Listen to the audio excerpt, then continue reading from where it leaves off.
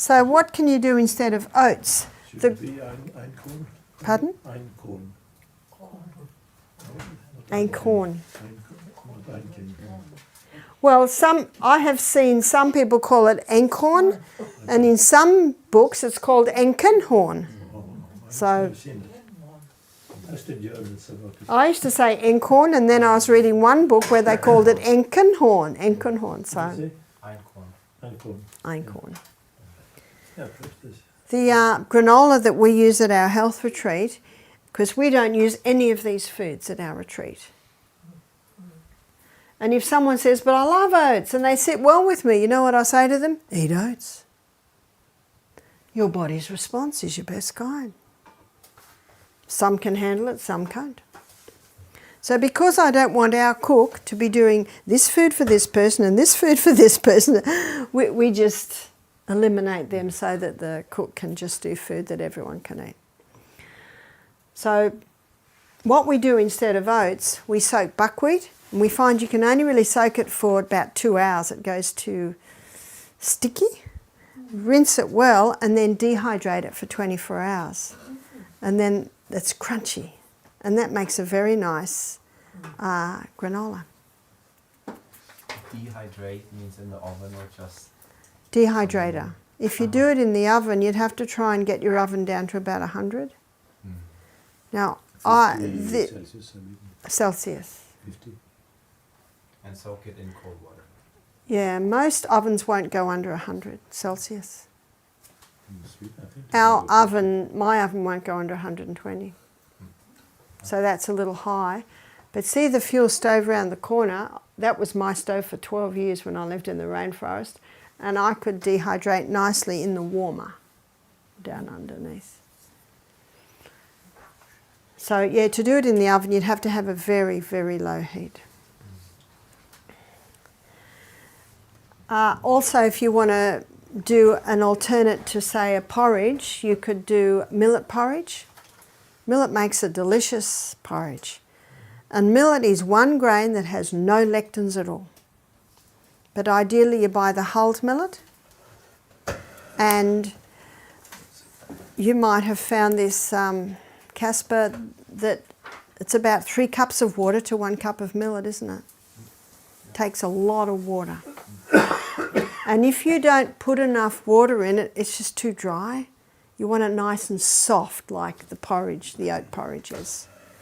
But we serve millet at our retreat, and we serve it with some stewed apple, fruit salad, pear creams, coconut creams with sprinkles on top, and our guests love it.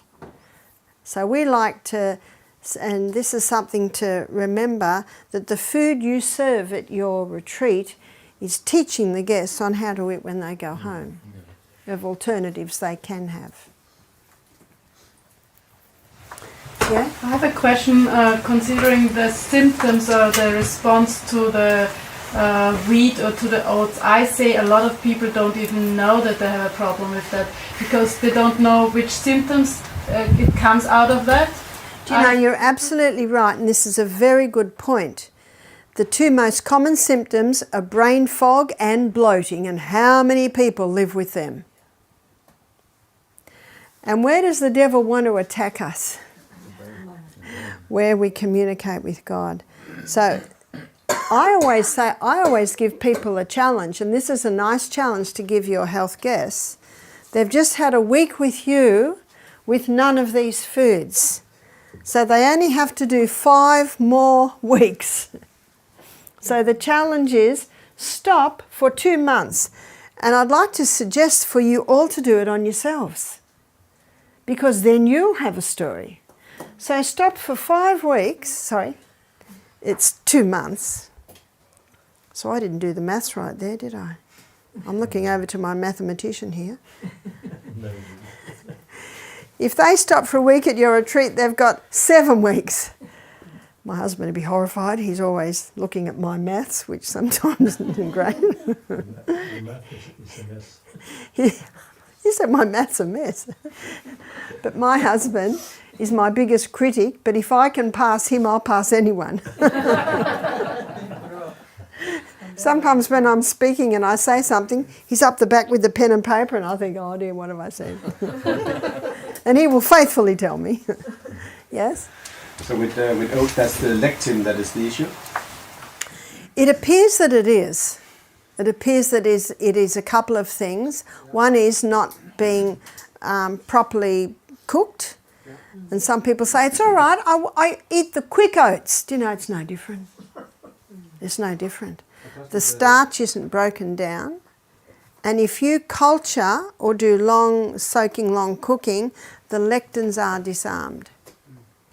But because I find that not as many people have a problem with oats as wheat, I would just rather in our retreats not use them. And again, if people love them and it's fine, when they go home they can they can certainly do it. But the two grains that have no lectins is millet and sorghum. Now sorghum traditionally has only been grown for cows, but then they discovered they were gluten-free. And in Australia, you've heard of Weet-Bix? Australia Sanitarium Health Food Company, which is Seventh-day Adventist company, are famous for their Weet-Bix. So they now make a gluten-free Weet-Bix and it's made with sorghum. No wheat. No. But you can get sorghum flour now. So sorghum flour, it's good to know that's gluten-free and you can use it in baking, yes? Are you cooking with the millet, the other corn sorts? Now, the millet, it's usually probably the quickest you could do it in is about 50 minutes. Yeah, but what is recommendable? Because I had 2 hours or something like this, and I made a little cooking box and put it there, also the rice. Yeah. So boiling it for that long? No, I'm boiling it for 20-30 minutes, Yes. and then I put it in Yeah. some styrofoam box. That's right. And then it needs to be in that for a few hours. Yeah. That's like your slow cooker, you know, your you've heard of the Instapots. I know my daughter has an Instapot and it can be a pressure cooker or it can be a slow cooker. But one lady I know that's got a lot of children, she does the millet overnight in the slow cooker and then washes it, rinses and brings the legumes to the boil and then rinses them again and puts the legumes and all the vegetables in there and that's their lunch. So she said, I'm constantly using my slow cooker.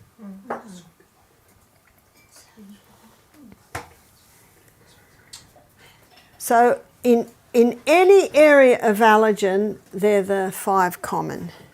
So if someone has an allergy, I say it could be an allergy to mold, could be an allergy to chemicals, or it could be an allergy to certain foods, and they're the most common food allergens.